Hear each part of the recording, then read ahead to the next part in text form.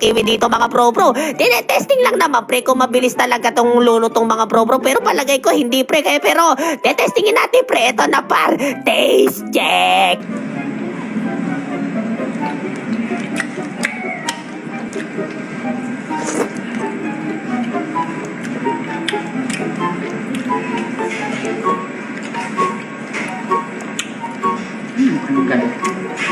Parang kulang pa sa babad. Kailangan natin binababad ata talaga.